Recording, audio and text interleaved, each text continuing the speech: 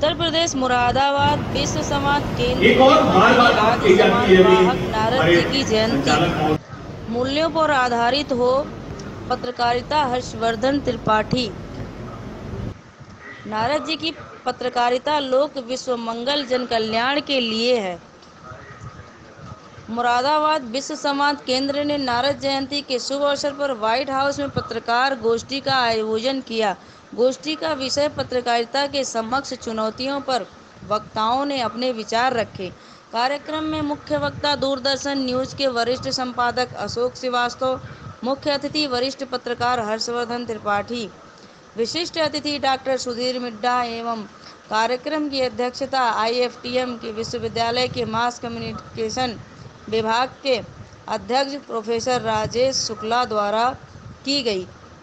गोष्ठी का प्रारंभ करते हुए डॉक्टर विशेष गुप्ता द्वारा विषय प्रस्तुति की गई। इस अवसर पर उन्होंने कहा कि सृष्टि के प्रथम संवाददाता के रूप में देव ऋषि नारद जी का योगदान भुलाया नहीं जा सकता है। भारतीय संस्कृति के ध्वजावाहक हम नारद जी का पत्रकार रूप देखें कि देवता असुर साधारण व्यक्ति तक जहाँ आवश्यकता होती थी वहाँ नारद जी उपस्थित होते थे। वह शत्रु तथा मित्र दोनों में ही लोकप्रिय थे। आनंद, भक्ति, विनम्रता, ज्ञान कौशल के कारण उन्हें देव ऋषि की पदवी प्राप्त थी। विशिष्ट अतिथि डॉक्टर सुधीर मिश्रा ने कहा, पत्रकारिता के समक्ष चुनौतियां वास्तव में नारद जी के जीवन चरित्र से ही लिया गया है। पत्रकारिता में चुनौतियां उस समय भी थीं और आज भी हैं। यह अलग बात है कि कुछ चुनौतियां समय के हिसाब से बदल गई हैं। इस अवसर पर विभाग प्रचार प्रमुख पवन जैन ने कहा, पत्रकार को समाज के सजग प्रहरी के रूप में देखा जाता है। एक पत्रकार सामाजिक परिवर्तन के लिए जो त्याग करता है वह त्याग ही समाज को गति प्रदान करता है। समाज के प्रत्येक वर्ग की आवाज़ पत्रकार होता है। मुख्य अतिथि वरिष्ठ पत्रकार हर्षवर्धन त्रिपाठी ने अपने सारगर्भित संबोधन में कहा कि भारत की पत्रकारिता का भारतीयकरण किए जाने की महती आवश्यकता है। पत्रकार और पत्रकारिता के सामने पहले भी चुनौतियां थीं और आज भी हैं। आज के डिजिटल युग में पत्रकारिता के समक्ष कोई नई चुनौतियां नहीं आई हैं, बल्कि चुनौतियों का स्वरूप बदला है। सोशल मीडिया की फेक न्यूज़ बड़ी समस्या बन गई है। अधूरी और गलत जानकारी के लिए सोशल मीडिया ने आज हर आदमी को सिटीजन रिपोर्टर बना दिया है, जिस कारण मीडिया का स्वरूप बदलता जा रहा है। मौजूदा समय में सिद्धांतों के साथ साथ तकनीकी के क्षेत्र में भी मीडिया को चुनौतियों का सामना करना पड़ रहा है। उन्होंने कहा कि नारद जी लगातार भ्रमण करते थे। आज पत्रकारों को उनके इस गुण से सीखना चाहिए। पत्रकार अगर बैठ जाएगा तो समाज से उसका संपर्क टूट जाएगा। उन्होंने कहा कि पत्रकारिता में विश्वसनीयता और प्रामाणिकता का संकट है। बड़े शहरों के मुकाबले छोटे शहरों में अधिक चुनौतियां हैं। छोटे पत्रकारों के पास कोई अधिकार नहीं है। पत्रकारिता के जनक नारद जी की चर्चा करते हुए उन्होंने कहा कि कृष्ण जी ने महाराज अग्रसेन को नारद जी के बारे में बताया कि नारद जी में प्रेम नहीं है, क्रोध नहीं है, चपलता नहीं है, किसी से कोई ईर्ष्या नहीं है। नारद जी अपनी प्रशंसा नहीं करते। नारद जी वेदों के ज्ञाता हैं, लोभ मोह आदि से दूर हैं, अर्थ की प्राप्ति से प्रसन्न नहीं होते। यही एक पत्रकार के गुण हैं। मुख्य वक्ता अशोक श्रीवास्तव वरिष्ठ संपादक DD न्यूज़ ने अपने संबोधन में कहा कि पत्रकार को बहुत सोच समझ करके बोलना पड़ेगा। 3 दिन में 2 यूट्यूबर के खिलाफ कांग्रेस ने FIR की है। देश में एक इकोसिस्टम काम कर रहा है। 2 लोगों के खिलाफ FIR करने का मतलब यह है कि 200 लोग चुप होकर के बैठ जाएंगे। यह पत्रकारों के समक्ष बड़ी चुनौती है। कार्यक्रम अध्यक्ष प्रोफेसर राजेश शुक्ला ने कहा कि पत्रकार के सामने आर्थिक संकट बहुत अधिक है। आज अभिभावक अपने बच्चों को डॉक्टर, वकील, इंजीनियर बनाना चाहता है, लेकिन पत्रकारिता में आर्थिक तंगी के कारण नहीं लगाना चाहता। नारद जी के जीवन से पत्रकार को हर समय कुछ न कुछ ग्रहण करना ही चाहिए। मीडिया को निष्पक्ष और सत्य का पक्ष प्रस्तुत करना चाहिए। कार्यक्रम का संचालन राजीव ढल द्वारा किया गया। महानगर प्रचार प्रमुख संजीव चौधरी ने आभार व्यक्त किया। कार्यक्रम का समापन वंदे मातरम गायन के द्वारा किया गया।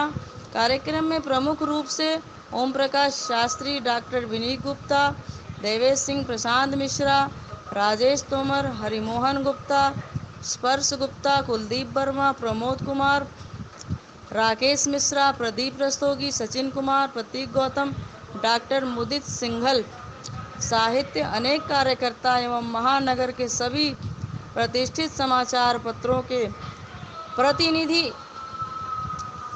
प्रमुख चैनलों के प्रतिनिधि, पोर्टल पत्रिकाओं के प्रतिनिधि, साहित्यकार एवं सोशल मीडिया से जुड़े सभी आधुनिक विधाओं के इन्फ्लुएंसर उपस्थित थे। पवन जैन मुरादाबाद से अपने सहयोगी इंदु शर्मा के साथ सिपाल सिंह राणा की रिपोर्ट।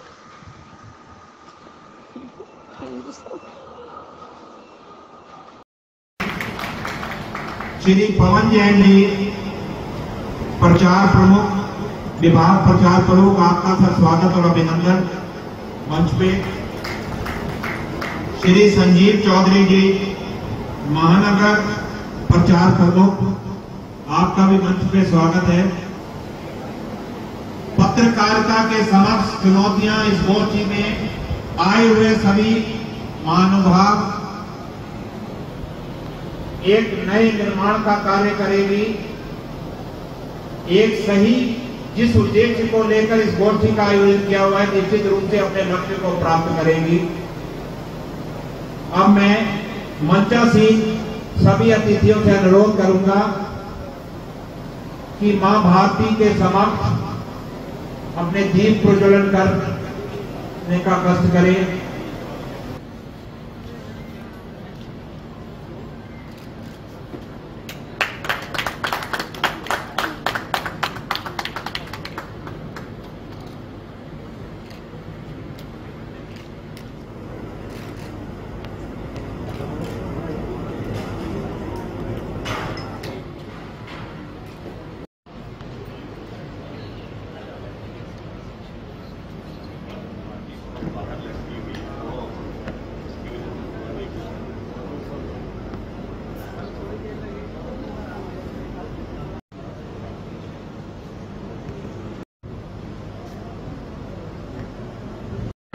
सभी विश्वविद्यालय में जनसंपर्क मीडिया प्रभाता अतिरिक्त दायित्व, दैनिक जागरण अयोध्या में संवाददाता और कॉलम लेखक के रूप में योगदान किया है।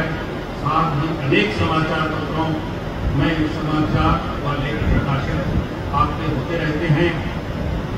अयोध्या में सिटी न्यूज चैनल के फाउंडर सदस्य, आकाशवाणी, दूरदर्शन, फिल्म निर्माण, रंगमंच में योगदान, आपके अनेक विभिन्न टीवी चैनलों, आकाशवाणी, दैनिक जागरण, अमर उजाला, हिंदुस्तान सहित वरिष्ठ समाज सेवी डॉक्टर सुधीर भिट्टा जी, मुरादाबाद का जो सबसे शायद पुराना और प्रतिष्ठित चीफ एंड पाल एक्सरे, जब मैं बच्चा था और मेरा मूल निवास बहदोई है, वो एक्सरे कराने के लिए कहाँ जाना था तो जीप एंड पाल एक्सरे में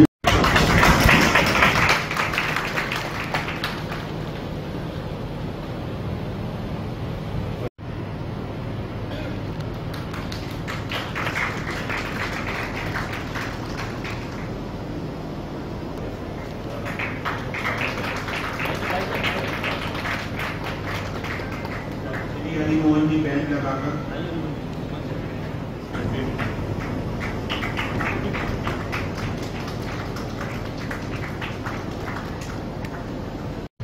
मैं हरिमोहन जी से अनुरोध करूंगा कि हमारे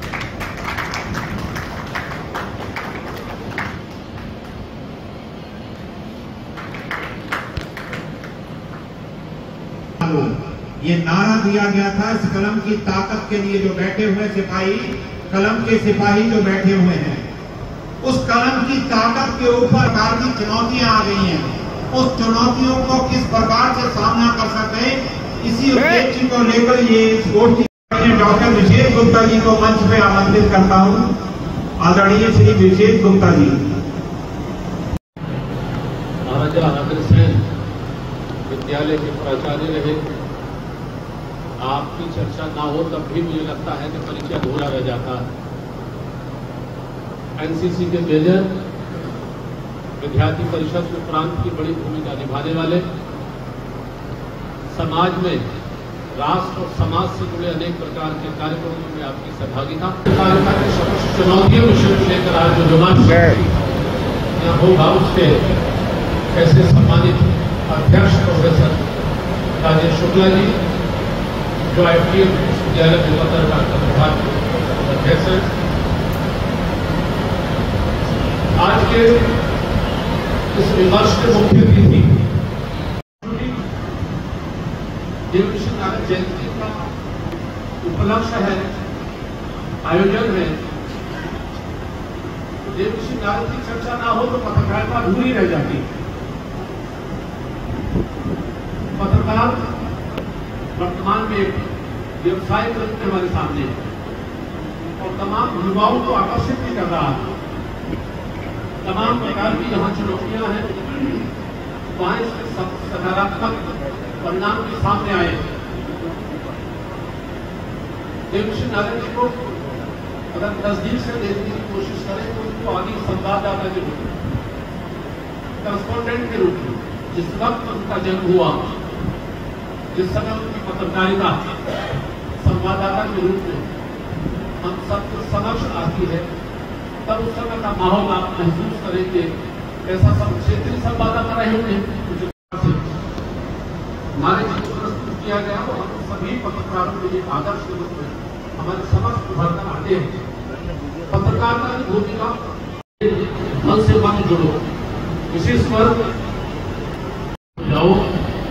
पत्रकारिता का मतलब है यथार्थ में जीना, सत्य को पाने और सही रास्ता दिखाने के लिए चीज देखना और वर्णन करना भी सही प्रकार की पत्रकारिता है। इसके इधर जब जाने का प्रयास करते हैं तो चुनौती हमारे समक्ष आती है। चुनौतियों को निपटने का समाधान भी नारद जी ने दिया है कि सभी के समक्ष प्रस्तुत होना, जनता का हाथ अपने ऊपर होना, जनता की बात उठाना, सरोकारों की पत्रकारिता करना, जनता को अपने पक्ष में करना। जहां जहां ऐसा हुआ है वहां वहां पत्रकारों ने चुनौतियों को अनेक प्रकार के अवसर बनकर समाज के सामने प्रस्तुत किया है और एक अच्छा पत्रकार कहलाया है। तो मैं आज आभारी हूँ मुख्य अतिथि का, जिन्होंने यहाँ आकर हम सबके समक्ष अपनी बात को प्रस्तुत करके जो मार्गदर्शन उनका प्राप्त होगा, उन्हीं पदचिन्हों पर चलने के बाद उन्हीं के जो सिद्धांत होंगे या जो बात उनकी होगी, उस प्रस्तुति के माध्यम से हम लोग कुछ न कुछ ऐसा उसमें से निष्कर्ष निकलेगा जो निष्कर्ष केवल मुरादाबाद के नहीं, प्रदेश के नहीं, बल्कि देश की पत्रकारिता को बेहतर बनाने में और प्रस्तुति करने में कहीं ना कहीं जनता के बीच में, जनता के हक में, जनता के लिए हम लड़ने का प्रयास करने में आपको जो मौका दिया, निश्चित तौर पर बहुत बहुत आभार व्यक्त करता हूँ। बहुत बहुत धन्यवाद। जय हिंद, जय भारत। और कार्यक्रम में उपस्थित संघ के विभिन्न क्षेत्रों के पदाधिकारीगण और उपस्थित पत्रकार, कार्यक्रम में आपने विशिष्ट अतिथि के तौर पर बुलाया। मुझे इस चीज़ का बहुत ज़्यादा तो ज्ञान नहीं है, लेकिन मुझे बताया गया कि आपको नारद जयंती है तो उसके उपलक्ष्य में हम लोग एक कार्यक्रम कर रहे हैं, तो हमको उसमें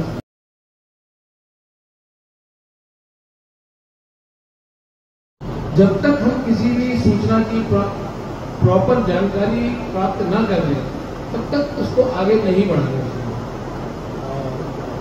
बाकी तो आपके सामने अभी हमारे जो राज्य मुख्य अतिथि हैं आने वाले हैं बोलने के लिए, जिसके वो सुनने के लिए आप बेताब हैं। मैं भी उनका के कारण समस्याएं आ रही हैं, जो ऑथेंटिसिटी थी, जो विश्वसनीयता थी, उसमें कहीं ना कहीं कमी आई है। तो पत्रकारिता की विश्वसनीयता किस प्रकार बढ़े, इसको लेकर भी किसी गोष्ठी का आयोजन किया गया है।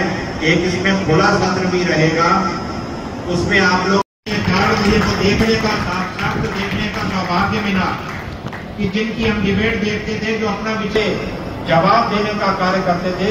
जोरदार तालियों के साथ आदरणीय डॉक्टर हर्षवर्धन सिंह मांझी जी का स्वागत करेंगे।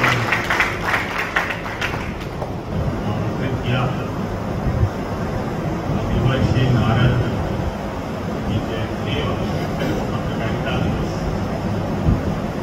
इसके संदर्भ से पत्रकारिता पर देश भर में बात हो जाती है और विश्व संवाद केंद्र ये प्रयास करता है उस बहाने से देश भर में पत्रकारों की, पत्रकारिता की चिंता, चुनौतियां, क्या कुछ चल रहा है पत्रकारिता, बस यही चुनौती है। और वहीं से असली संकट खड़ा हो जाता है कि या तो पत्रकार सरकार के साथ खड़ा है या सरकार का विरोध कर रहा है। लेकिन क्या सचमुच पत्रकारिता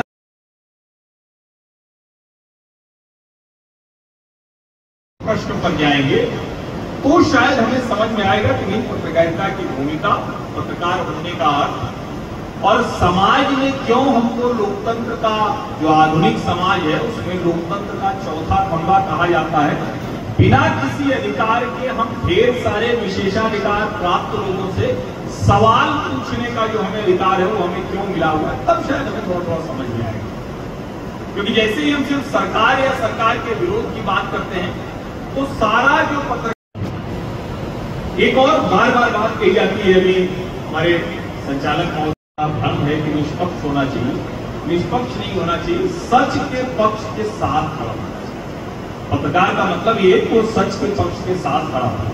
और चूंकि देवर्षि नारद जयंती के अवसर पर है, ये सारी बातचीत हम लोग कर रहे हैं, तो कई बार हम सोचते हैं कि पत्रकार होना कैसा चाहिए, एक आदर्श पत्रकार कैसा हो, उसकी थोड़ी सी चर्चा करेंगे तो शायद फिर आगे आसानी होगी कि आज के समय में क्या चुनौतियां हैं।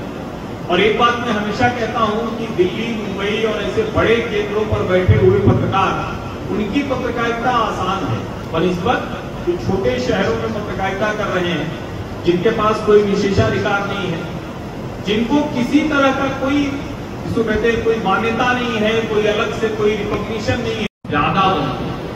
अब देवर्षि नारद की जब हम लोग चर्चा करते हैं तो कई बार ये होता है ना कि भाई नारद जी के बारे में कैसे बात करें। कई बार मैं जाता हूँ तो कई आयोजनों में, और शुरू में तो मैं देखता था कि जो कार्यक्रम कराने वाले भी होते थे, करने वाले भी होते थे, उनको भी चिंता रहती थी कि नारद जी में बोलेंगे।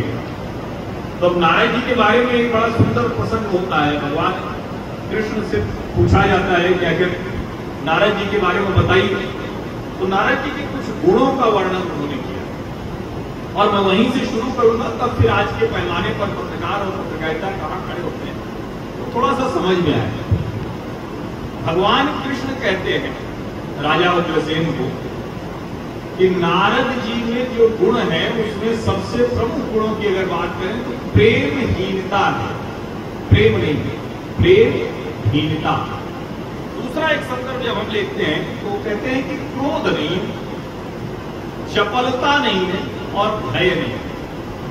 यानी कोई भी व्यक्ति किसी से अलग तरह से कोई प्रेम कर लेना, कोई स्नेह कर लेना, किसी के लिए कुछ अलग काम करना, किसी से डर जाना, किसी के लिए कुछ वातावरण तैयार करना, ये पत्रकार का काम है।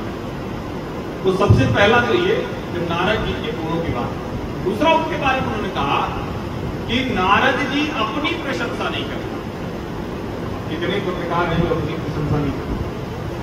तो दूसरा सबसे महत्वपूर्ण कि आपको अपनी प्रशंसा के मोह से ऊपर उठना चाहिए। किसी से किसी तरह की डाह, ईर्ष्या, कोई जिसको कहते हैं कि कोई अच्छा कर ले जा रहा है तो उसी के पीछे पड़ गए। और यहाँ तो पत्रकार ऐसा करते हैं, दूसरा पत्रकार कुछ अच्छी खबर कर ले जा रहा है तो उसी को खारिज करने में भी बड़ा अपना जो कहेंगे श्रम साधन हो उसमें।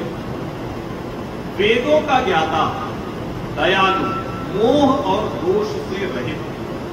अब आप जरा सोचिए, और मैं बार बार ये बात कहता हूं कि एक पत्रकार के तौर पर आप अगर सुबह उठने के बाद पढ़ने में 2 से 4 घंटे का समय नहीं दे रहे हैं। कोई बढ़िया कलाकार है, कहते बड़ा अच्छा तबला बजाता है, तबला उसमें शिक्षा ले ली, तबला बजाता है, तो क्या सिर्फ वो कार्यक्रम में जाकर कितने पत्रकार हैं जो अपने विषय का अभ्यास करते हैं?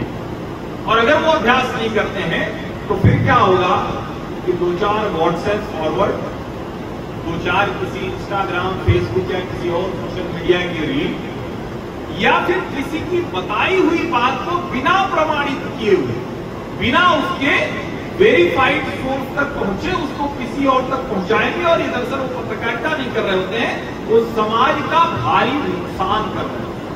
और कई बार इसीलिए कहा जाता है कि पत्रकार किसी एक विषय का बहुत बड़ा विशेषज्ञ भले ना हो, लेकिन उसको हर विषय की थोड़ी बहुत जानकारी होती है, क्योंकि अगर वो स्पेस सेंटर से जाकर कोई रिपोर्टिंग कर रहा है, कोई एनालिसिस कर रहा है, या चंद्रयान या मंगलयान की रिपोर्टिंग कर रहा है, तो ऐसा नहीं कि वो सब कुछ जान जाए, वो वैज्ञानिक हो जाए, लेकिन जो सुनने वाला है उसको उसके संदर्भ में सब कुछ बताने की स्थिति में हो, और जब वो बताने की स्थिति में हो, इसके लिए पहले उसको खुद समझना पड़ेगा।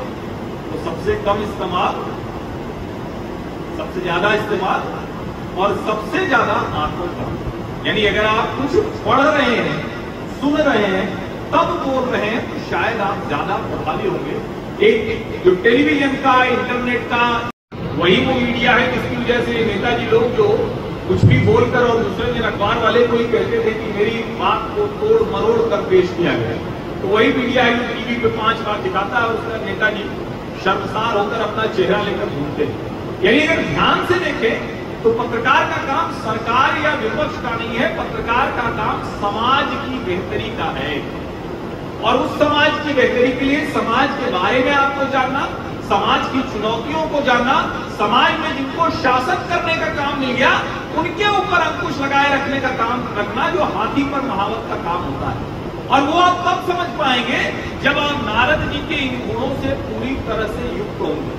कई बार कहा जाता है कि पत्रकार का सोच बड़ा सैक्रेड होता है, पवित्र होता है।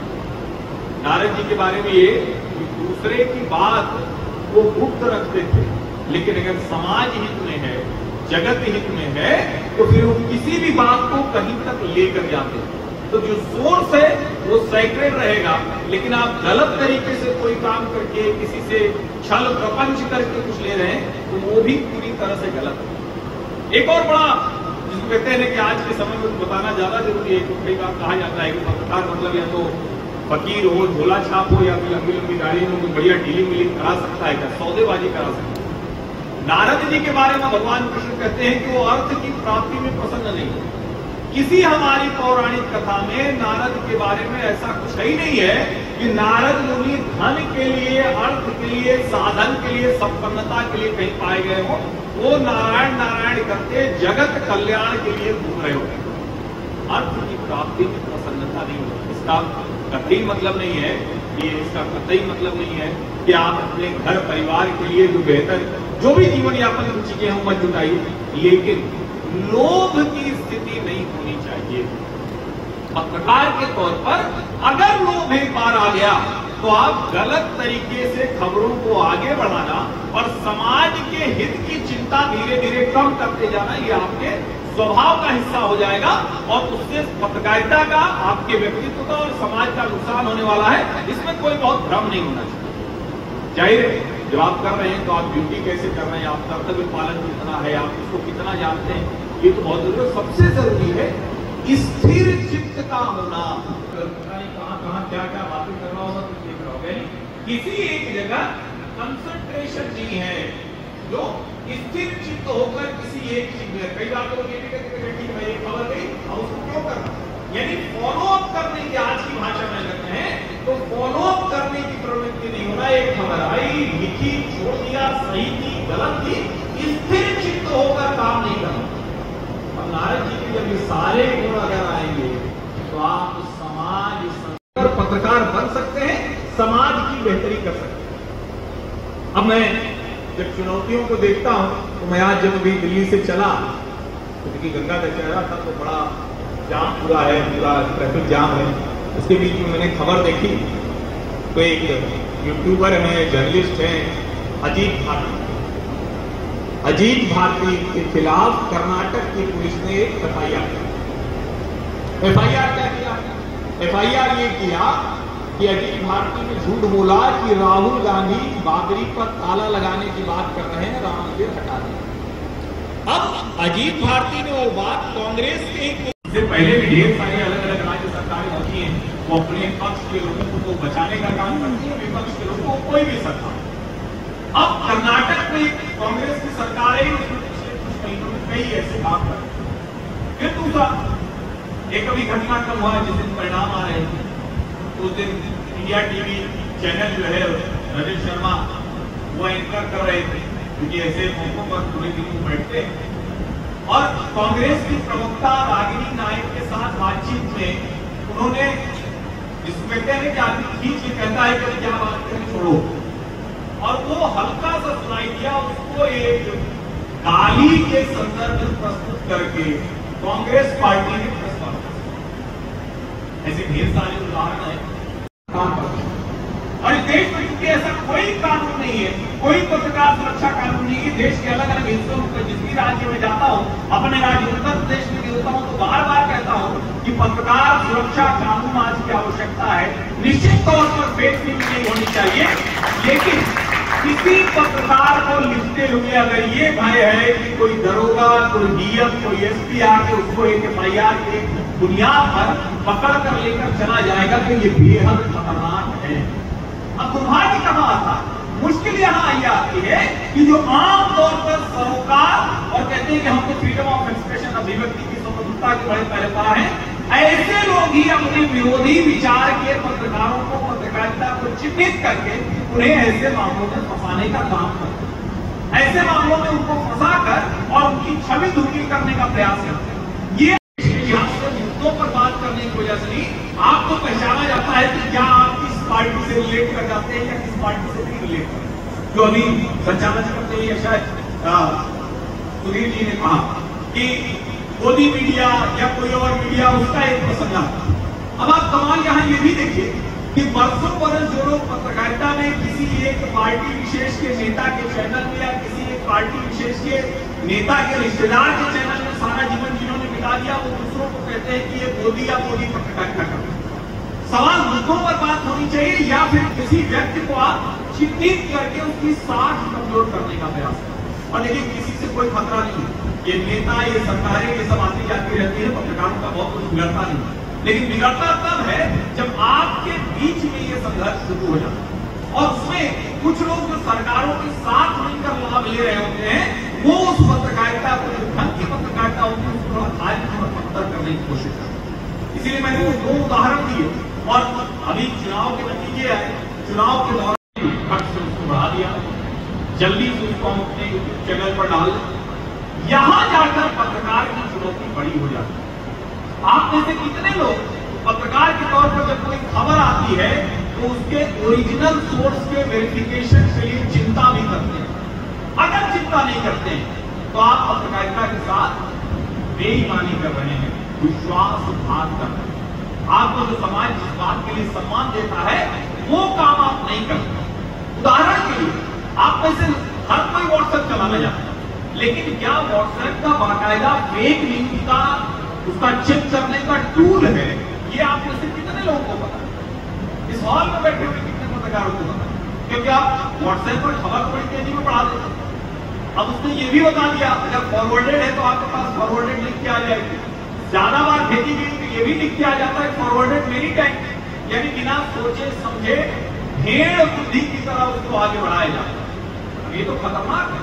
यानी जिस बात को आप जानते हैं किसी एक ने लिखकर भेज दिया कि मुरादाबाद के इस इलाके में 2 लोगों में संघर्ष हो गया, आपने भी उसको जल्दी से आगे बढ़ा दिया। आपने न जगह का नाम देखा, न व्यक्ति का नाम देखा, न वहां के थाने में आपका अभ्यास हो गया और आपने जो मैंने पहले कहा था स्थिर चित्त होकर फॉलो अप नहीं करते हैं तो क्या होगा? ऐसी खबरें आएंगी, चली जाएंगी, आप अपना काम करते रहेंगे, हो सकता है 2-4 लोग आपको नमस्ते भी करते रहेंगे। लेकिन अगर आपकी एक किसी खबर की वजह से किसी के जीवन में बहुत बुरा हो गया तो आपके सारे जीवन की पत्रकारिता धूल धूसरित हो गई, ध्वस्त हो गई, मिट्टी में मिल गई। यानी आप जो करके समाज से सम्मान ले रहे हैं, उसी को आपने समाज को जो रिवर्स देना चाहिए था उसकी बेहतरी के लिए आपने उसकी बदतरी कर, आपने उसको गड़बड़ कर दिया। किसी को कुछ मिलना भी नहीं है, लेकिन आपकी फ्रेंड से मिलना क्या है? सामने के मोहल्ले में छोटी सी नाली से लेकर सरकार के बड़े से बड़े काम तक आपकी कलम, आपकी गोली से ठीक कर सकते। आप इस ताकत को पहचानते हैं क्या? अगर आप इस ताकत को पहचानते हैं और आपको लगता है कि आप ईमानदारी के साथ इस ताकत को बड़ा करना चाहते हैं, तो किसी भी देश के समाज के विकास में आपकी भूमिका महत्वपूर्ण होगी, पत्रकार की भूमिका महत्वपूर्ण। और मैं हमेशा कहता हूं, दिल्ली मुंबई में हम लोग भी लंबा समय हो गया दिल्ली मुंबई की पत्रकारिता करते हुए, लेकिन मेरा ये मानना है कि छोटे शहरों के पत्रकारों को, उनको ज्यादा सचेत और सतर्क नहीं कर सकते, उनको ज्यादा उन चीजों को समझने भक्ता भी पैदा हो गए। मेरा अपना मानना है ये गलत भी हो सकता है। तो मैं कह रहा हूँ कि वहां 600 किलोमीटर दूर कैसे हमारी आवाज पहुंचे, यहाँ के आदमी की कैसे यहाँ दिखता था और उसके फीडबैक लिया जाता था। जब मुख्यमंत्री आते थे फीडबैक लिया जाता था सीनियर जर्नलिस्ट से। मैं कहता हूँ पत्रकारिता का लिए क्लासिफिकेशन होना चाहिए इसका। मैं पत्रकार को सबको नहीं कह रहा, सारी बातें कैसा पत्रकार हो सकते हैं इसको। मैं जिला पत्रकार की बात कर रहा हूँ। आपने इतने बड़े पत्रकार होते हुए जिला के पत्रकारों की बात की है, ये मैं पहली बार सुना अपने जीवन में। तो उसमें यह है कि आज कोई भी समाचार का संज्ञान लेना बंद कर दिया गया है। स्थायी समिति की मान्यता प्राप्त पत्रकारों की कमेटी बंद कर दी गई है। कोई जो सीयूली है, कमिश्नर हो, डीआईजी हो, आईजी हो, किसी का कोई फोन दरोगा से लेकर कोई सीयूली कोई उसको रिसीव नहीं करता। ये योगी जी की मैं आपको बता रहा हूँ, ये सबसे बड़ा कार्यकाल में 7 साल का मेरा अनुभव है कि सबसे घटिया कार्यकाल इस मामले में। ये बात पहुंचनी चाहिए ऊपर।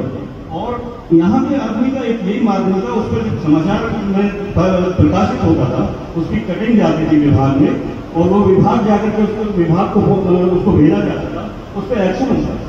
यही पत्रकारिता का सार्थकता थी। लेकिन वो साफ मटिया में कर दिया। जैसे योगी जी कहा करते हैं कि मैंने उसको मिट्टी में मिला दिया, तो यहाँ की पत्रकारिता को मिट्टी में मिला दिया। सिर्फ इसको घोषणा करनी बाकी है कि इसको खत्म कर देगा। अब जहां तक बात है कि कोरोना काल में मानता बड़ा पत्रकारों के लिए कितना पैसा इकट्ठा किया होगा मुझे नहीं पता सरकार ने। और जहां तक बात है पेंशन की, हर प्रदेश में पेंशन है। जहां भाजपा की सरकार है, चाहे उत्तराखंड ले लीजिए, हरियाणा ले लीजिए और राजस्थान को अभी आई है सरकार, उसमें भी सब जगह पेंशन है। ये यूपी को छोड़ करके, यूपी की पता नहीं क्या उन्होंने वहां जाकर के जो इवेंट जर्नलिज्म आज आई है, इवेंट जर्नलिज्म कई घटनाओं में दिल्ली में बैठ करके वहां से पता नहीं चल रहा। आज आरएसएस कह रहा कि गांव गांव शाखा खोली जाएगी। वो क्यों ऐसा महसूस कर रहे हैं? वो भी दिल्ली में बैठ करके शाखा को खोल रहे थे, वहीं से चल जाता सारा। लेकिन आज पत्रकारिता को गांव में जिले में उसका मध्यम कर दिया। आज अभी आप फोन लगाइए कि कमिश्नर को, डीआईजी को, एसपी को, दरोगा जी को, अगर फोन रिसीव हो जाए तो चैलेंज है। तो अब उस खबरों की पुष्टि कैसे की जाए? कौन पुष्टि करेगा? जो उनके मतलब की खबर है प्रशासन की, गुरुवार है, गुरुवार को आपको PR सेल में डाल देंगे, वो उसका जो है उसको आप खबर करिए। बाकी वो लंगड़ा ऑपरेशन है, मात्र यहाँ की जनता का समाधान नहीं है। अब ये दूसरे नंबर की पार्टी आई है भाजपा, ये तीसरे नंबर पे भी आ सकती है अगर ये हाल रहा तो। मैं जहां तक मैं तो मैं आपका सवाल पूछते हैं कि आपसे हमारी बड़ी असहमति, क्योंकि अगर पत्रकारिता मिट्टी में मिलेगी तो हम पत्रकारों की वजह से दूसरा को मिट्टी में मिला सकते। और जो आप कह रहे हैं कि पहली बार नहीं हुआ, तो आज आप कह रहे हैं इसको हम लोग लगातार लिखते, पढ़ते, बोलते रहे। और अभी 4 दिन पहले भी ये बाकायदा अखबारों में और पत्रकारों ने रिपोर्ट किया है, इसी उत्तर प्रदेश के अखबार पत्रकारों ने रिपोर्ट किया है कि ये CUG नंबर जो दिए हुए हैं उस पर कोई फोन नहीं उठाता है, उनके अपने अधिकारी भी फोन तो उठ जाते हैं कि नहीं। तो ऐसा नहीं कि पत्रकार काम कर रहे हैं। अगर यहाँ पर इस तरह की चीज हो रही तो एक क्योंकि यहाँ जो जितने पत्रकार हैं उनको प्रशासन के साथ थोड़ा सा जो कहते हैं कि अपनी मर्यादा रखते हुए लेकिन कड़ाई बरतना शुरू कर।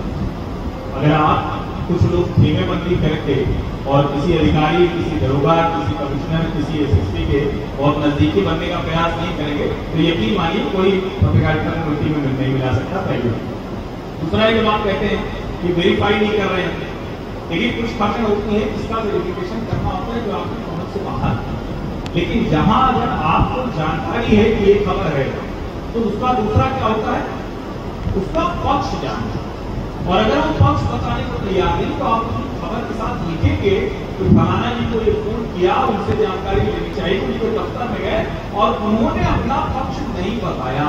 पक्ष बताएंगे, हम फिर इसी खबर में अपडेट करेंगे। तो मुझे लगता है, और तीसरा ये कि वो आपकी दूसरी कई पीड़ाएं हैं जो सरकार के साथ हो सकती है, उसका समाधान मेरे स्तर पर नहीं है। मैं यहाँ पत्रकारिता की चुनौतियों की बात करने आया हूँ, और कोई भी सरकार होती है, मतलब किसी भी सरकार में तो कोई बहुत पसंद नहीं करते हैं कोई के खिलाफ अपनी, लेकिन कभी खबर रुकती है क्या? किसी भी सरकार में कितनी भी ताकतवर सरकार नहीं हो, और पत्रकार का किसी सरकार की नहीं होती। डॉक्टर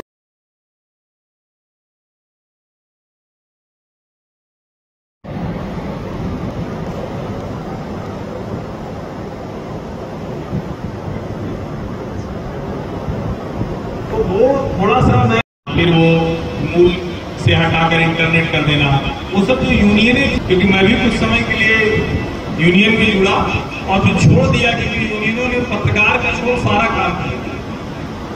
काम किया। यूनियनों के नेता भी वही काम करते हैं जो छोटे मोटे स्तर के नेता करते हैं। तो भैया फिर बड़े नेतागिरी करो ना, तब यूनियन की नेतागिरी क्यों करते?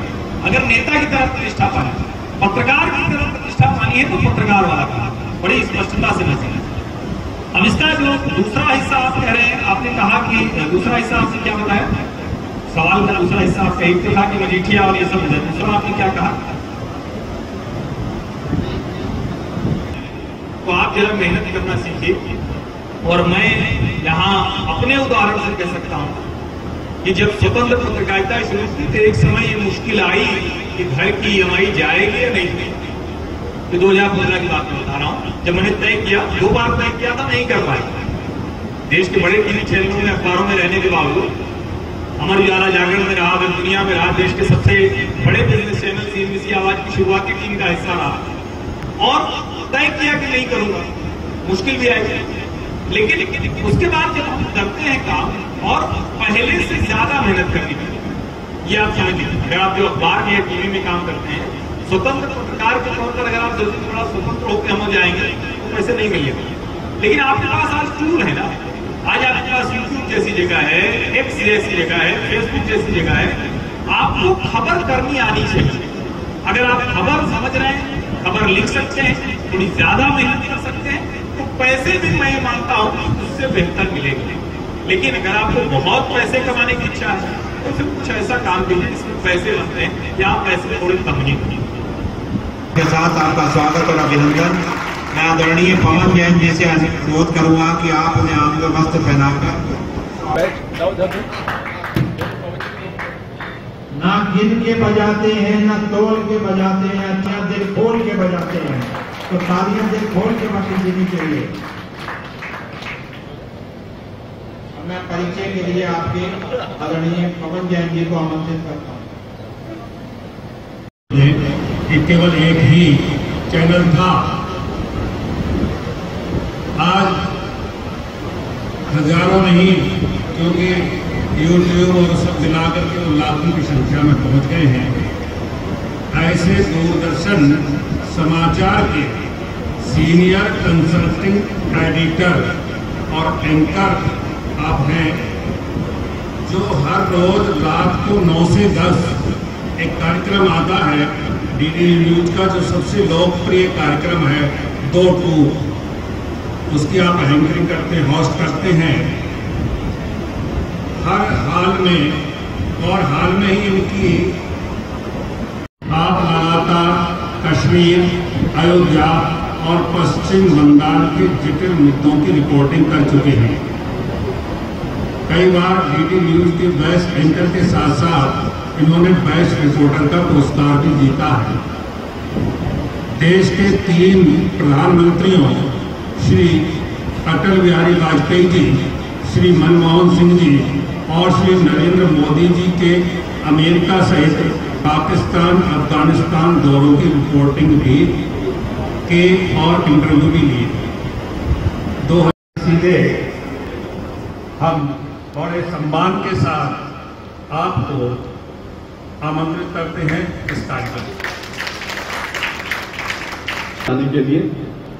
और जिन पत्रकार बंधुओं को आज सम्मानित किया गया, उनको मेरा नमन है, नमस्कार है, उनको बहुत बहुत धन्यवाद है, उनको शुभकामनाएं हैं। ऐसे ही आप बेहतरीन काम करते रहें। मेरे मित्र हर्षवर्धन जी से जब आते ही मैं बैठा, मैंने पूछा कि आपने चर्चा की होगी तो क्या क्या बोला होगा, तो उन्होंने जो थोड़ा बहुत मुझे बताया, उससे मुझे लगा कि उन्होंने लगभग वो सब कुछ बोल दिया जो मैं यहाँ तैयारी करके आया था। तो उसके बाद थोड़ा सा मेरे लिए मुश्किल है। लेकिन देखिए, विषय तो आज का पत्रकारिता की चुनौतियों के संदर्भ में है, संबंध में है। मैं पत्रकारिता की चुनौतियों पर थोड़ा बोलूंगा, क्योंकि मुझे लगता है हर्षवर्धन जी ने उस पर बहुत कुछ बोल दिया होगा। लेकिन मैं समाज के सामने और आप लोग जो यहां बैठे हैं उनके सामने क्या चुनौतियां हैं, मैं उस पर थोड़ा सा आऊंगा। क्योंकि मुझे लगता है पत्रकारों के सामने जो चुनौतियां हैं, उन चुनौतियों से हम मुकाबला कर लेंगे। ये दौर इस तरह का है, इसके पहले भी बहुत सारे दौर आए, अलग अलग तरह की चुनौतियां थी, तो ये दौर भी निकल जाएगा। हालांकि जैसे मैं हर्षवर्धन जी से बात कर रहा था, तो जो उन्होंने बताया उसके अनुसार मेरा मानना यह है कि आज मैं यहां जो कुछ बोल रहा हूं, मुझे भी बहुत सोच समझकर बोलना है। इसलिए सोच समझकर बोलना है क्योंकि जो मेरी जानकारी है और जो जानकारी बिल्कुल दुरुस्त साबित हुई है, वो ये है कि इस देश में जो नेशनलिस्ट पत्रकार हैं, उनकी मैन टू मैन मार्किंग हो चुकी है। ये मैं आप लोगों के सामने जो कह रहा हूं, बहुत पुख्ता आधार पर और पुख्ता जानकारी के आधार पर कह रहा हूं, और इसीलिए मैंने कहा कि बहुत सोच समझकर बोलने की जरूरत है और सोच समझकर लिखने की जरूरत है। अभी अजीत भारती जी का जिक्र किया होगा हर्षवर्धन जी ने। अजीत भारती दूसरा केस है जिनको लेकर कांग्रेस ने जिनके खिलाफ एफआईआर दर्ज की है। पहला केस रिपीटिंग फैक्ट्स नाम के एक सोशल मीडिया हैंडलर्स का है। 3 दिन में 2 लोगों के खिलाफ कांग्रेस ने एफआईआर की है। और उसके पहले रजत शर्मा वाला केस आपने देखा होगा कि रजत शर्मा जी को एक झूठे मामले में फंसाने की कोशिश हुई है।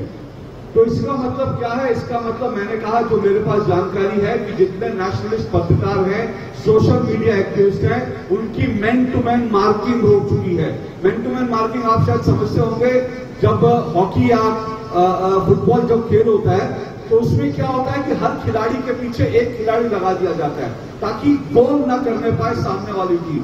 जब आप डिफेंसिव हो जाते हो, आप गोल नहीं कर रहे होते, लेकिन आपको यह है कि सामने वाली टीम गोल ना करे, तो आप क्या करते हो कि आप मैन टू मैन मार्किंग करते हो कि हर एक मेरा खिलाड़ी सामने वाले खिलाड़ी की मार्किंग करे और उसको आगे बढ़ने से रोके।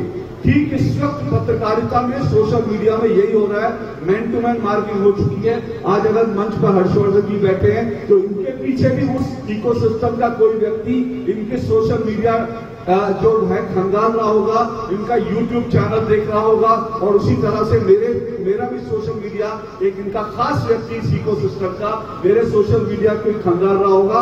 आज जो मैं यहाँ बोल रहा हूँ उन भाषणों को भी खंगाला जाएगा। ऐसी कौन सी चीज है, कौन सा बिंदु है जो हमारे बोलने पर, जो हमारे लिखने पर, जिसको लेकर हमारे खिलाफ कोई एफआईआर हो सकती है, उसकी तैयारी कांग्रेस जैसी जो पार्टी है वो कर चुकी है। और ये बहुत खतरनाक ट्रेंड है। खतरनाक इसलिए कि जो पार्टी, जो राजनीतिक पार्टी और जो इकोसिस्टम अब तक ये कहता था कि नरेंद्र मोदी के आने के बाद देश में अभिव्यक्ति की आजादी नहीं रही, आज वो हमारे जैसे लोगों के भाषणों पर नजर रखता है। हमारे यूट्यूब और हमारे जो हम लोग सोशल मीडिया पर लिख रहे हैं, उनकी मार्किंग की जा रही है कि कहां कोई मौका मिले जहां पर हमारे खिलाफ एफआईआर कर दी जाए। इसके पीछे पर्पस क्या, मकसद क्या है? मकसद सिर्फ एक ही है कि आज अगर 2 लोगों के खिलाफ एफआईआर हो गई तो 200 लोग चुप हो जाएंगे। मकसद ये है, 2 के खिलाफ एफआईआर होगी, 200 चुप हो जाएंगे। 200 नहीं चुप होंगे तो आज 2 के खिलाफ एफआईआर हुई है, कल को 20 लोगों के खिलाफ एफआईआर होगी। ये पूरा का पूरा सिस्टम जो है इस हद तक उतारू हो चुका है। और देखिए किन किन तरह का चीजों को लेकर के। रिपीटिंग फैक्ट्स नाम का जो सोशल मीडिया हैंडल है, उस व्यक्ति ने एक ट्वीट किया था, और ट्वीट क्या किया था उस व्यक्ति ने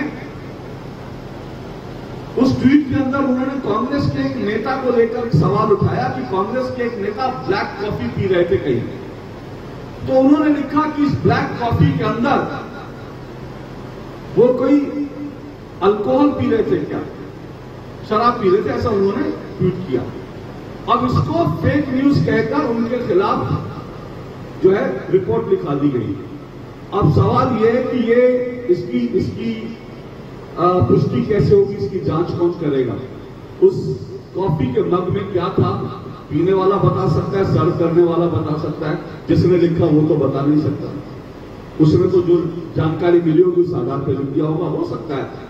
मैं नहीं कहता कि वो जानकारी गलत होगी या सही होगी, हो सकता है वो जानकारी गलत है, लेकिन सवाल यह कि इस तरह की चीजों को लेकर के हिंदुस्तान में बहुत कुछ कहा जाता है, नेताओं को लेकर बहुत कुछ कहा जाता है। इस तरह की चीजें अगर हर चीज पर अगर एफआईआर होने लगे, हर चीज को लेकर के अगर आपको पुलिस की धमकियां मिलने लगे, तो फिर इस देश में पत्रकारिता या फिर सोशल मीडिया पर आज हम सिटीजन जर्नलिज्म की बात करते हैं, तो आज तो हर व्यक्ति पत्रकार है, सिटीजन जर्नलिस्ट है। आप लोग भी लिखते होंगे, आपको नरेंद्र मोदी की कोई बात पसंद नहीं आती होगी, बेधड़क लिखते होंगे, राहुल गांधी की कोई बात पसंद नहीं आती होगी, बेधड़क लिखते होंगे। तो सवाल यह है कि अगर इस तरह से एफआईआर होने लगी, पुलिस पे आपके खिलाफ जो है कंप्लेंट होने लगी, तो कल को आप जो चाह रहे हैं वो लिख नहीं पाएंगे। तो मैं फिर कह रहा हूं कि जो आप ये सोचिए कि जो लोग अभिव्यक्ति की आजादी का ढिंडोरा पीटते थे कि अभिव्यक्ति की आजादी खतरे में आ गई है, मीडिया की आजादी खतरे में आ गई है, आज वही लोग अभिव्यक्ति की आजादी खत्म कर देना चाहते हैं विपक्ष में रहते हुए। सोचिए सत्ता पक्ष में होते तो क्या होगा।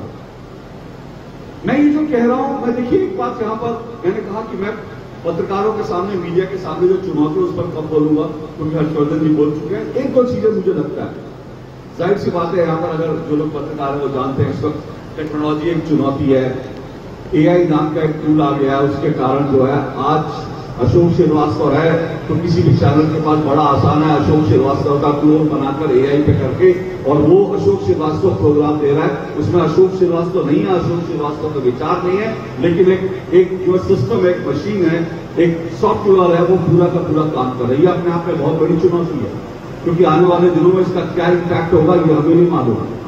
अभी G7 की बैठक हुई थी, उसमें जो मानवीय पहलू है किसी भी चीज को उसको खत्म कर सकता है, ये सब चीजें जो है इस पर बात हो रही है और इसको लेकर दुनिया अभी चिंतित है।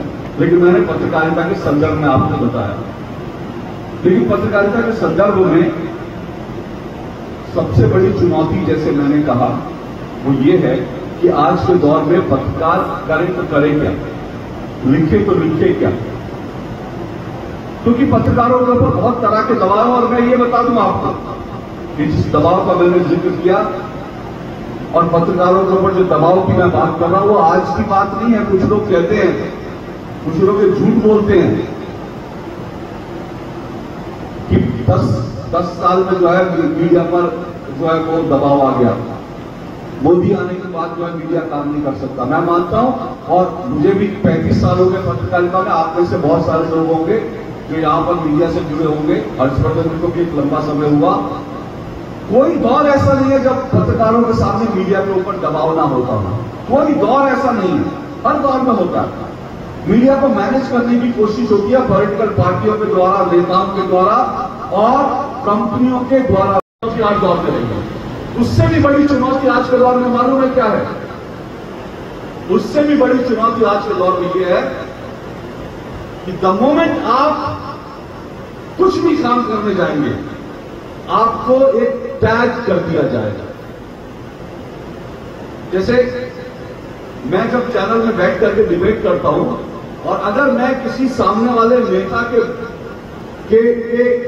को मैं ऐसा सवाल पूछ लूं जिसका जवाब उसके पास ना हो, जिसको लेकर के वो फंस जाए, तो वो बोलेगा अरे तो मोदी मीडिया वाले।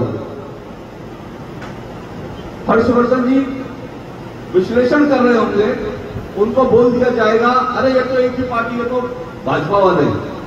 ये जो टैगिंग कर दी जाती है ना, ये अपने आप में बड़ा खतरनाक है। और इसलिए भी खतरनाक है क्योंकि मैं आपको ये बताऊं कि चुनावों के अंदर ऐसा भी हुआ कि कई जगह पर चुनाव नहीं बल्कि चुनाव से पहले जो देश में सो कॉल्ड जो जन आंदोलन कुछ हो रहे थे, मैं उन पर आऊंगा, उन आंदोलनों पर, उसमें भी पत्रकारों को एक नाम लेकर टैग देकर उनको मारा गया, उनको रिपोर्टिंग करने से रोका गया, उनको ये कह दिया गया, उनके पीछे पब्लिक बॉडी, उनको भगाया गया, यहां तक कि महिला पत्रकारों से भी बदसलूकी हुई। ये जो टैगिंग करने वाला जमाना है ना, ये बड़ा खतरनाक है।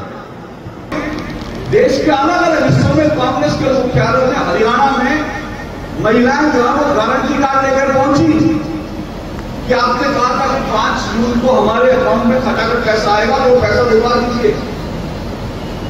अब कांग्रेस ने तो बड़ी आसानी से कह दिया कि भैया हमने तो कहा था कि सरकार आएगी तो, लेकिन अगले दिन इस तरह के कई वीडियो सोशल मीडिया में आ गए जिसमें कांग्रेस के कार्यकर्ता महिलाओं से जाकर कह रहे हैं कि 5 जून को आप दफ्तर आना और आपको जो है 8,500। उन कार्यकर्ताओं ने कहीं नहीं कहा कि हमारी सरकार बनेगी तब हम आपको 8,500 रुपये देंगे।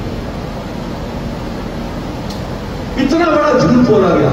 लेकिन अब इसमें चुनौती क्या है? ये जो ऐसे है कि इतना सब कुछ हो रहा था, मीडिया में ये रिपोर्ट पहले क्यों नहीं है? देश के किसी पत्रकार को पता ही नहीं चला। किस तरह से घर घर जाकर महिलाओं को झूठ बोला जा रहा है, बदलाया जा रहा है, और दुनिया के किसी मीडिया, भारत का इतना बड़ा मीडिया सिस्टम है, उसको पता ही नहीं चला। क्यों? ये एक चुनौती है। अब यहां तक उसके पास ये खबर थी और ये खबर जानबूझकर आई नहीं।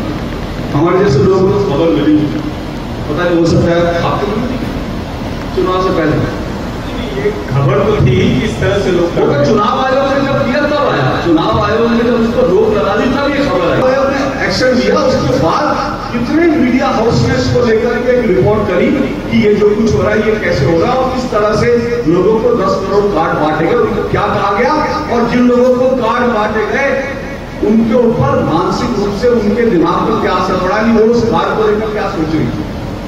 अगर ये रिपोर्ट पहले आ जाती तो उस महिला ने तो पहले ही मान लिया था ना कि मुझे 5 जून को 8,500 रुपए मिलेंगे, इसलिए तो 5 जून को दफ्तर में पहुंच गई।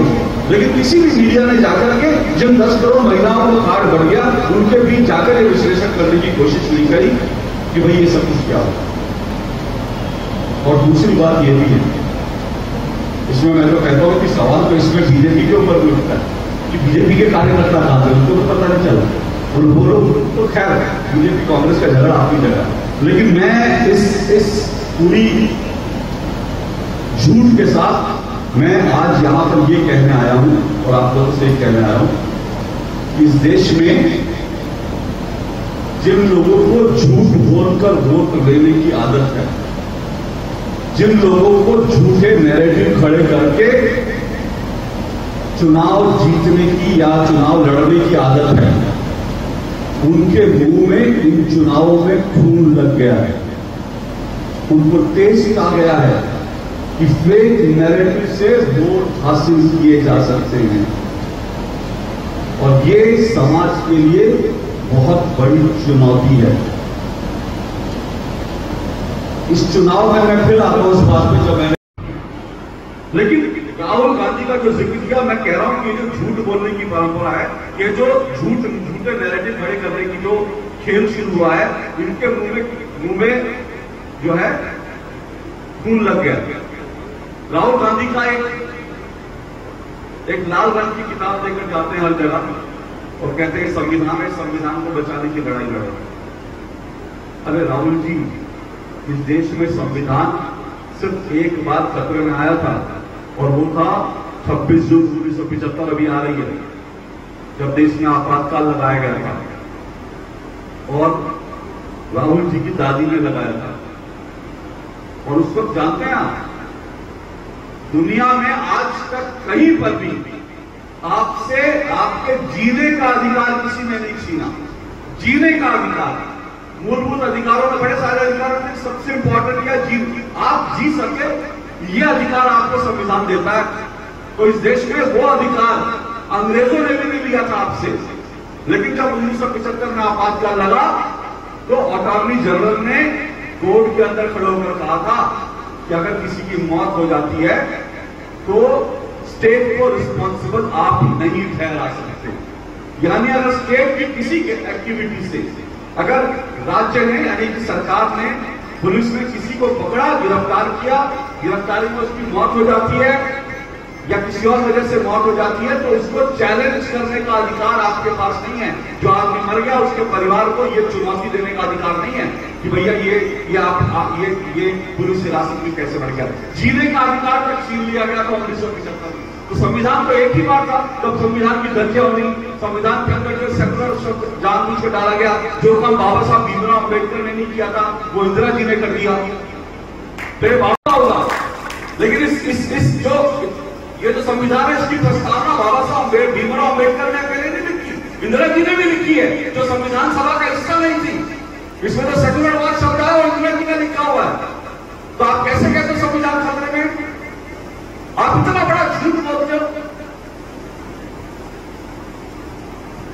तक फैलाया गया था कि इस देश के जो बहुत आला गरीब तबका उसके जहन में ये बात बैठ गई थी कि संविधान खत्म हो जाएगा, आरक्षण खत्म हो जाएगा, चुनाव नहीं होंगे। मैं वाराणसी में गया था चुनाव के दौरान, वहां पर एक चाय वाले से मेरी बात हुई, वो घाट पर चाय बेच रहा था। मैंने उससे ऐसे पूछा, मैंने कहा जो घाट वाट बढ़िया बन गए इससे फायदा हो रहा है? उसने कहा बाबूजी बहुत फायदा हो रहा है। मैंने कहा कितना कमा लेते हो? उसने कहा रोज मैं 700-800 से लेकर 1000 रुपए कमा के जाता हूं, चाय बेचने वाले ने कहा। उसके बाद जब चुनाव की बात चली तो उसने मुझसे कहा कि क्या ये देश में आखिरी चुनाव है, क्योंकि मोदी जी जीत जाएंगे तो इस देश में चुनाव नहीं होंगे। मुझे सुनकर हैरानी हुई कि एक ऐसा व्यक्ति जो हर तरह से कि अगर संविधान खत्म हो गया तो आप मलयाली नहीं बोल पाओगे, आपको मलयाली बोलने से रोक दिया जाएगा, आपको तमिल नहीं बोलने दी जाएगी। ये भाषा के नाम पर हिंदुस्तान के लोगों को बरगलाने का ये तो सिलसिला नया नहीं है। आप जानते हैं दक्षिण भारत में तो पूरी तरह से भाषा के नाम पर भड़काया गया। आज से भी 1947 से राहुल गांधी वही खेल खेल रहे हैं, भाषा के नाम पर भड़काना, लोगों के खून के नाम पर भड़काना। क्या मलयाली लोग मलयाली इसलिए बोलते कि पूर्व में संविधान मिला? मलयाली तमिल दुनिया की सबसे पुरानी भाषाओं में से एक है। तो क्या संविधान आया तब लोगों को तमिल बोलने की अनुमति मिली? ये सब झूठ बोले जाते हैं। लेकिन क्या वायनाड के इस इंटरव्यू के बाद किसी फैक्ट चेकर ने, किसी अखबार ने इसके ऊपर एक संपादकीय लिख करके ये सवाल उठाए कि राहुल गांधी ऐसा झूठ क्यों बोल रहे हैं? मैं कहता हूं ये चुनौती है मीडिया के साथ। एक और बात आपको बता दूं, अभी मेरे परिचय देते हुए मेरी किताब का जिक्र किया, मोदी वर्सेस आते हैं, वो झूठ बोलते हैं, फेक नैरेटिव फैलाते हैं, और उस फेक नैरेटिव का जवाब आपको सही नैरेटिव से, सही इंफॉर्मेशन से देना है। चुनौती ये है। अभी हाल में मैंने जो किताब लिखी थी, एक जुमला आप सुनते होंगे लगातार, चुनाव भी, चुनाव से पहले भी।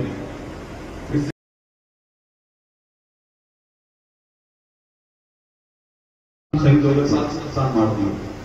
क्या इस देश के मीडिया ने यह पड़ताल करने की कोशिश की कि 700 किसान वास्तव में मारे गए हैं कि नहीं मारे गए? पूरा विपक्ष जो है झूठ बोलता रहा। मैं नहीं जानता, मैं कृषि मामलों का विशेषज्ञ नहीं, लेकिन मुझे लगता है कि जो कृषि कानून जो आए, जो 3 कृषि कानून थे, उनमें सुधार की पर्याप्त गुंजाइश हो सकती है, इसमें कोई दो राय नहीं। उसमें हो सकता है बहुत सारी चीजें ऐसी हो जो किसानों के लिए ठीक ना, उनको बदला जा सकता था। लेकिन एक पूरे इकोसिस्टम ने झूठ बोल बोलकर, रोज झूठ बोल बोलकर वो तीनों कानून वापस करवा दिए, सरकार को मजबूर कर दिया। इस सरकार को, जिसके पास 303 का बहुमत था, जिसको बड़ी एग्रेसिव सरकार, जिसके नेता को तानाशाह कहा जाता है, उस सरकार को अपने कदम पीछे खींचने पर मजबूर कर। मौत की इसकी किसी ने पड़ताल की? 700 किसानों की जो मौत की बात आई, मैंने जो आंदोलनकारी थी उनसे मैंने कहा कि आप अपनी एक लिस्ट दीजिए वो लिस्ट दीजिए जिसमें इन किसानों के नाम हैं। वो 700 किसानों की लिस्ट मेरे पास आई, आंदोलनकारियों के मार्फत आई। और जब मैंने उस लिस्ट की पड़ताल करनी शुरू करी तो जानते हैं उसके ऊपर 2 साल का एक बच्चा था, 2 साल के एक बच्चे का नाम था, जो बेचारा रोड एक्सीडेंट में जिसकी देहांत हो गया, उसको उस लिस्ट में डाल दिया गया। 2 साल के बच्चे को, 12वीं में पढ़ने वाला एक स्टूडेंट था, और 700 में गांव में उनकी मृत्यु हुई, किसी बीमारी से मृत्यु हुई। और बीमारी उस वक्त कौन सी थी?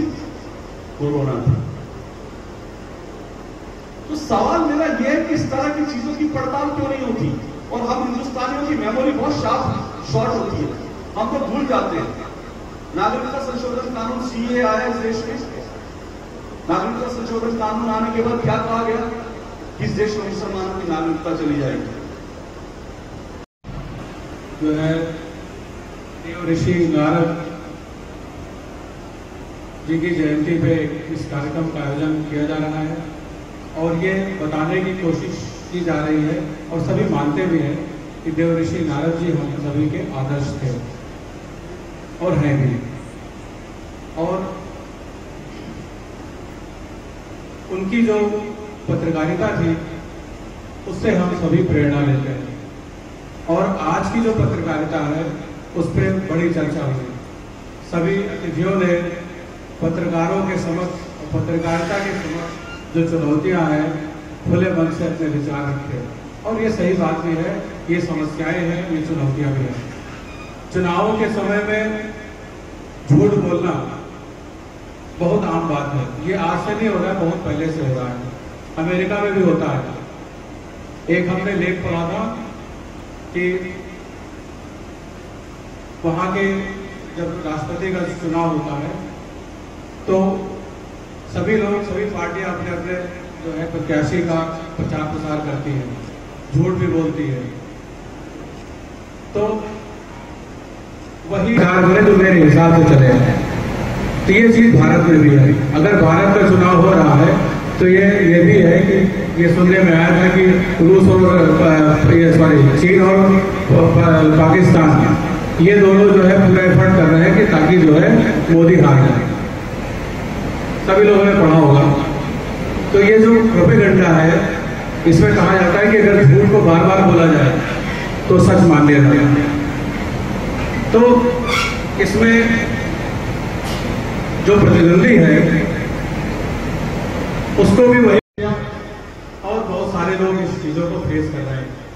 अब मैं बताऊं कि एक तरफ पूंजीवादी लोगों का अखबार है, दूसरी तरफ छोटे अखबार है। तो जो छोटे अखबार है उनको अपना अखबार निकालने में हर दिन उनके सामने बड़ी चुनौती आती है। इसी तरह जो बड़े अखबार है उनके पास जो है जो पूंजी के तमाम रास्ते हैं वो कहीं ना कहीं अखबार में लगाते रहते हैं, अब वो उनका अखबार चलता रहता है। तो आर्थिक समस्याओं से जूझने वाले जो पत्रकार हैं उनकी बहुत बड़ी संख्या है। इनके समाधान के लिए भी बहुत कुछ किया जाना चाहिए। इसके अलावा जो नई पीढ़ी आ रही है, उन्होंने कहा कि क्लास में जाने से पहले 1.5 घंटा पढ़ना चाहिए। इस पेशे में आने के लिए पढ़ना चाहिए। अब जो पीढ़ी आ रही है वो पढ़ना नहीं चाहती और ना उसको लिखने का अभ्यास है। जब पढ़ेगा नहीं तो लिखेगा कैसे? तो आने वाली जो पीढ़ी है उसमें अच्छे पत्रकार कैसे निकलेंगे, ये भी एक बहुत बड़ी चुनौती है। तो हम सभी मिलके इतनी सारी बातें जो हुई हैं इनका एक समाधान कहीं ना कहीं चर्चा पे निकालें और ताकि जो है जो पत्र तो उसमें वहां का जो नागरिक है उस अखबार में काम करने के लिए अपने आप को बहुत ही सम्मानजनक महसूस करता है। और जब वहां पे पत्रकारों की नियुक्ति होती है तो पहले जैसे डॉक्टरों को 3 साल गांव में भेजा जाता है कि जाओ पीएचसी में अपना जो है प्रैक्टिस करो, इसी तरह वहां के पत्रकारों को पहले गांव में भेजा जाता है कि आप गांव की समस्याओं को देखो। यहाँ के अखबारों में पहली जो लीड खबर होगी तो किसी नेताओं की होगी, या कोई बहुत बड़ा एक्सीडेंटल केस हो गया वो सुनेगी। वहां के अखबारों में जो जन समस्या है वो लीड खबर बनती है। तो हमें दूसरे देशों उनको ये स्मृति चिन्ह भेंट करने के लिए मैं आमंत्रित करता हूं डॉक्टर अशोक श्रीवास्तव जी को।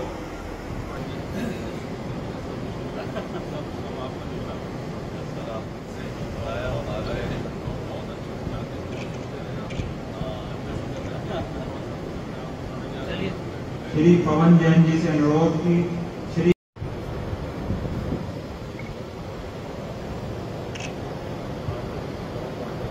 संजीव चौधरी जी से अनुरोध की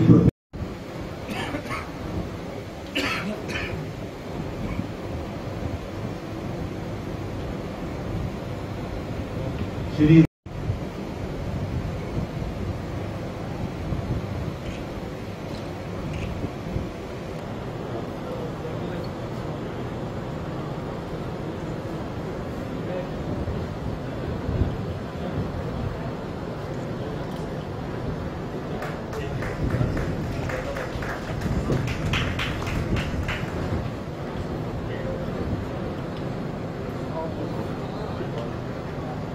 press club of India Moradabad की ओर से राजेंद्र नाथ जी, प्रोफेसर राजेश कुमार शुक्ला जी का सम्मान करना चाहते हैं।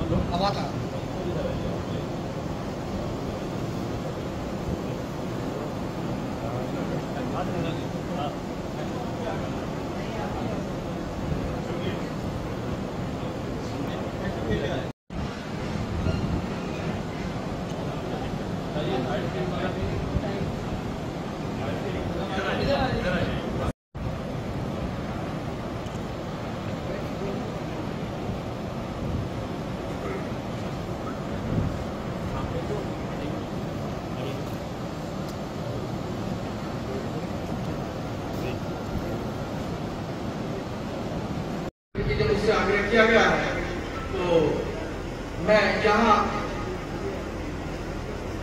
अपने इस कार्यक्रम के मुख्य अतिथि आदरणीय हर्षवर्धन त्रिपाठी जी और मुख्य वक्ता अशोक श्रीवास्तव जी, जो आज अपना अमूल्य समय निकाल करके और गंगा दशहरा होने के कारण ब्रज घाट पर एक बड़ा ट्रैफिक जाम लगा हुआ था, उन सब समस्याओं को झेलते हुए यहाँ हम सब लोगों को समय दिया उन्होंने और अपना उद्बोधन से हम लोगों को एक मार्गदर्शन हम लोगों का किया। उनको मैं हृदय से उनका आभार व्यक्त करता हूँ।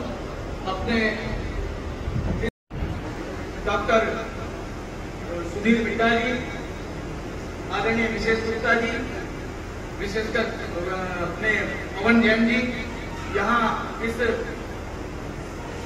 सभागार में उपस्थित हम सबके वरिष्ठ आदरणीय ओम प्रकाश जी शास्त्री जी, आदरणीय डॉक्टर विनीत जी, आदरणीय देवेश जी, मैं आभार व्यक्त करता हूँ।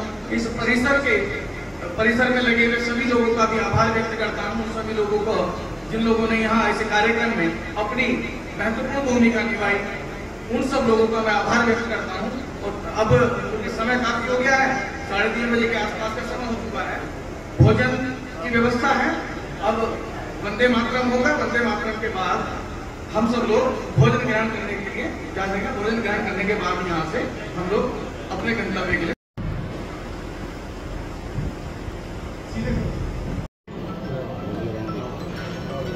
जी सर, आज जो है प्रोग्राम किया गया है, क्या प्रोग्राम है और क्या इसकी जो है वजह?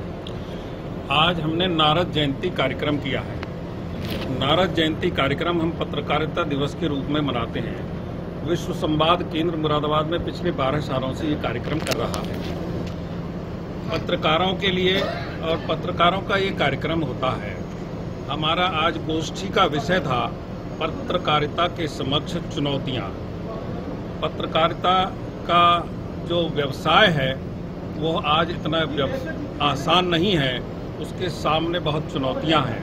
आज उन पर एक खुला मंच था, इस पर बहुत ज़्यादा चर्चा भी हुई है और अपने अपने विचार यहाँ पर लोगों ने रखे हैं। ये विचार इन संचार माध्यमों के माध्यम से सरकार तक भी पहुँचेंगे, ऐसी संभावना है। आज हमारे इस कार्यक्रम के अध्यक्ष आदरणीय प्रोफेसर राजेश शुक्ला जी, जो IFTM के HOD मास कम्युनिकेशन हैं, वो थे। उनका हमें मार्गदर्शन मिला। फ्रीलांसर एक बड़ा नाम है हर्षवर्धन त्रिपाठी जी का, वो हमारे कार्यक्रम के मुख्य अतिथि थे। कार्यक्रम के मुख्य वक्ता श्री अशोक श्रीवास्तव जी, जो DD न्यूज के वरिष्ठ संपादक हैं और एंकर हैं, 2 टूक कार्यक्रम के प्रस्तोता हैं, उनका हमें मार्गदर्शन मिला।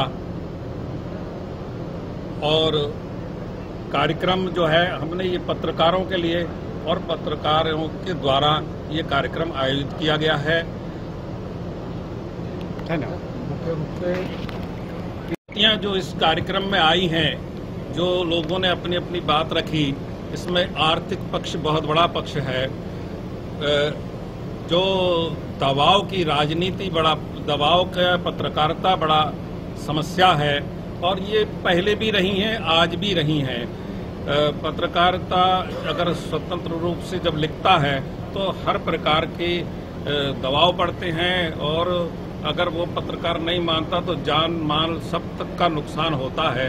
ये सब चर्चाएं आई हैं, इनकी बात जो है समाज के बीच में भी और संचार माध्यमों से सरकार तक पहुंची।